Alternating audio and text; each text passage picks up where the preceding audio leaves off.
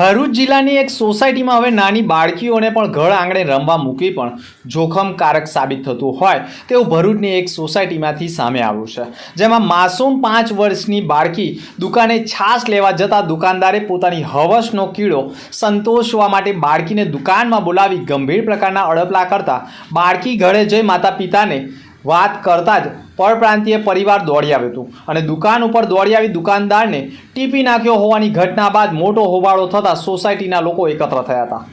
ભરૂચની એક સોસાયટીમાં બપોરના 12 વાગ્યાના અરસામાં એક મહિના પહેલાં જ રહેવા આવેલ પરપ્રાંતીય પરિવારમાં 5 વર્ષની બાળકીને સોસાયટી નજીક રહેલ દુકાનમાં છાશ લેવા મોકલી હતી। તે દરમિયાન દુકાનદારે છાશ લેવા આવેલી 5 વર્ષની બાળકીને દુકાનમાં બોલાવી તેણીની સાથે ખરાબ કર્યું હોય તેવું દુકાનદારે પેન્ટની ચેન ખોલી બાળકી સાથે શારીરિક અડપલા કર્યા હોવાનું આક્ષેપ સાથે બાળકીએ ઘરે જઈ પોતાના માતા પિતાને કહેતા ઉશ્કેરાયેલા માતા પિતા તથા અન્ય લોકોએ દુકાન સુધી પહોંચી દુકાનદારને મેથી પાક ચખાડ્યો હતો। દુકાનદારે આવી હરકતના કારણે સોસાયટીના રહીશોમાં પણ રોષની લાગણી જોવા મળી હતી। અત્રે ઉલ્લેખનીય બાબત એ પણ છે કે ભોગ બનનાર બાળકીનું પરિવાર 1 મહિનાથી સોસાયટીમાં રહેવા આવ્યું હોય અને પરપ્રાંતીય હોય, જેના કારણે આરોપી દુકાનદાર છેડતી કરનાર 60 વર્ષીય ભોગ બનનાર પરિવારની માફી માંગી અને લેખિતમાં માફીપત્ર રજૂ કરતા આખરે મામલો થારે પડ્યો હતો।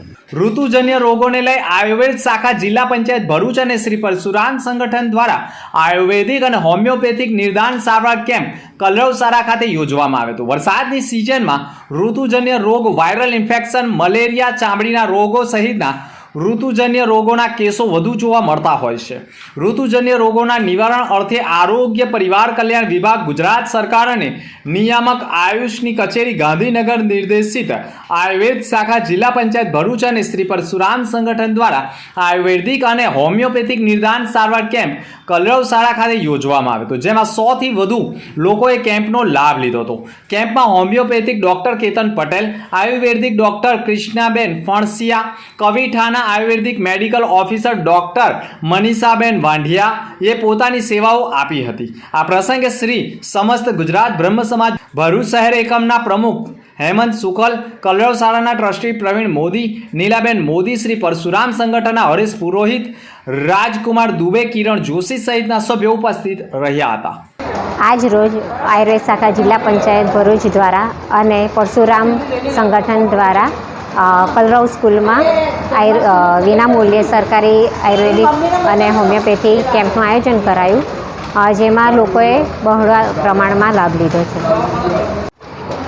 જિલ્લા આરોગ્ય શાખા જિલ્લા પંચાયત દ્વારા અને પરશુરામ સંગઠન દ્વારા ખૂબ જ સુંદર કલરવ સ્કૂલ ખાતે આયુર્વેદિક કેમ્પ અને હોમિયોપેથિકનું જે આયોજન કરવામાં આવેલું છે, તેમાં આજુબાજુના વિસ્તારના લોકોએ જે લાભ લીધો છે તે બદલ ખૂબ ખૂબ ધન્યવાદ। આવા અનેક સારા પ્રોગ્રામ આયુર્વેદિકના થતા રહે અને ભાગ લેતા રહે એવી મારી નમ્ર પ્રાર્થના। ભરૂચ એ ડિવિઝન પોલીસ મથકની હદમાં આવેલ દહેજ બાયપાસ રોડ ઉપર શિલ્પી શોપિંગ સેન્ટરમાં મીરા ઇન્ટરનેશનલ એજ્યુકેશન નામની વિઝા કન્સલ્ટન્સી ઓફિસ ખોલી તેમાં ગ્રાહકોને વિદેશમાં નોકરી, વિઝા, કાયમી રહેવાની સગવડ સહિતની વિવિધ લોભામણી લાલચ આપી 35થી વધુ ગ્રાહકો સાથે છેતરપિંડી કરવાના મામલે ભોગ બનનાર ફરિયાદીએ ફરિયાદ નોંધાવતા સમગ્ર મામલાની તપાસ ભરૂચ એલસીબી પોલીસને સોંપવામાં આવી હતી।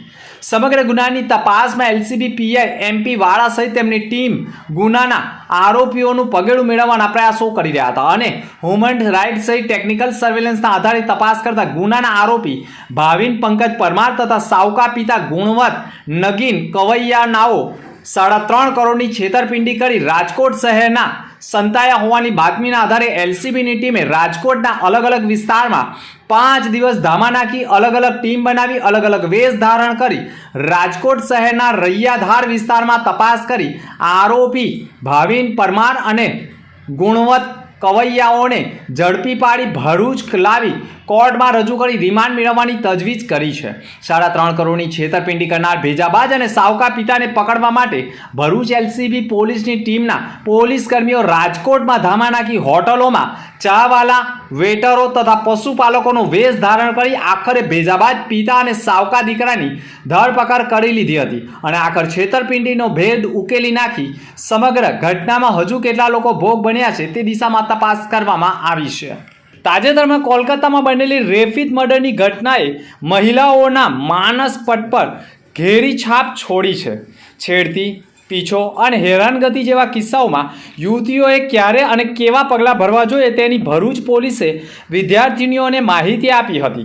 ભરૂચની સંસ્કાર ભારતી વિદ્યા મંદિરમાં ભરૂચ પોલીસ દ્વારા આયોજિત માર્ગદર્શન સેમિનારમાં બાળકીઓને કપરી પરિસ્થિતિમાં કેવા પગલાં ભરવાથી જોખમને ટાળી શકાય છે તે અંગે સેમિનાર યોજ્યો હતો. ભરૂચ જિલ્લા પોલીસના પોલીસ ઇન્સ્પેક્ટર નીતિન ચૌધરી અને BR ચુડાસમા સાથે સાયબર ક્રાઇમના હેડ કોન્સ્ટેબલ મલકેશ ગોહિલની ટીમે એક માર્ગદર્શન શિબિરનું આયોજન કર્યું હતું. આ શિબિરમાં પોલીસ અધિકારીઓએ બાળકીઓને વિવિધ કિસ્સાઓને ટાંકી અનુચિત સંજોગોમાં કયા પગલાં ભરવાથી હુમલા અને જાતીય સંતામણીના બનાવો ટાળી શકાય છે તેની માહિતી પૂરી પાડવામાં આવી હતી. સેમિનાર 3 બાબતોને લઈ યોજવામાં આવ્યો તો ટ્રાફિક અંગે જાગૃતિમાં અભાવે તથા અકસ્માત, બાળકીઓની સંતામણી અને સાયબર ક્રિમિનલ દ્વારા થતા બ્લેકમેલિંગના કિસ્સાઓમાં શું પગલાં ભરવા જોઈએ તે જણાવવામાં આવ્યું હતું. શાળાના આચાર્ય શેલજાસિંઘે કહ્યું હતું કે અભ્યાસ ઉપરાંત બાળકોના સુરક્ષા અને સલામતીના પગલાઓની પણ જાણકારી હોવી જરૂરી છે. કોલકાતાની ગોઝારી ઘટનાએ ખળભળાટ મચાવ્યો છે. દાખલા રૂપી કાર્યવાહી માટે લોકો પણ રોડ ઉપર ઉતર્યા છે, તો બીજી તરફ દીકરીઓને સલામત બનાવવા પોલીસ તંત્ર અને શાળાઓ પણ સક્રિય બની છે. આજરોજ ભરૂચ જિલ્લાના માનનીય SP સાહેબ શ્રી મયુરસિંહ ચાવડા સાહેબની સૂચનાથી અમે ભરૂચ જિલ્લા traffic, Bharuch cyber crime police station અને મહિલા પોલીસ સ્ટેશન તથા સીટ ટીમને સાથે રહી સંસ્કાર વિદ્યા ભવન સ્કૂલમાં ધોરણ 6 થી 10ની છોકરીઓના આજે એક સેમિનાર લીધેલો છે. આજે તમામ દીકરીઓ હાજર રહેલી. તેમાં અમે લોકોએ ટ્રાફિક અવેરનેસ માટે શું કરવું જોઈએ અને ટ્રાફિક શું છે અને કેવી રીતે એને ઓછું કરી શકાય અને ટ્રાફિક રૂલ્સને કેવી રીતે ફોલો કરવા જોઈએ એના માટેનું એક સેશન લીધું. ત્યારબાદ woman empowerment, good touch bed touch દીકરીઓ માટે અને હાલમાં બનેલા જે કલકત્તાનો બનાવ છે એને રિલેટેડ પણ દીકરીઓને અવેર કરેલી છે. અને ત્યારબાદ મહિલા પોલીસ સ્ટેશનના PI સાહેબ શ્રી અને શ્રી ટીમ દ્વારા બનેલા બનાવો સાથે એ લોકોને કેવી રીતે પોતાનો બચાવ કરવો અને આસપાસમાં બનતા કોઈ પણ બનાવને જ્યારે એમની જાણકારીમાં આવે ત્યારે પોલીસને કેવી રીતે ઇન્ફોર્મ કરવી તે માટેની પણ ચર્ચા કરવામાં આવેલી છે. ત્યારબાદ અત્યારે જે લેટેસ્ટમાં સૌથી વધુ સોશિયલ મીડિયાનો ઉપયોગ થઈ રહ્યો છે ત્યારે બાળકો જ્યારે મોબાઈલ વાપરી રહ્યા છે ત્યારે સાયબર ક્રાઇમ દ્વારા કેવા કેવા કિસ્સાઓમાં કેવી રીતે મોબાઈલ કે સોશિયલ મીડિયાનો યુઝ કરવો જોઈએ અને એના થતા નુકસાનથી કેવી રીતે બચવું જોઈએ એ માટેનું નોલેજ આપવામાં આવેલું છે.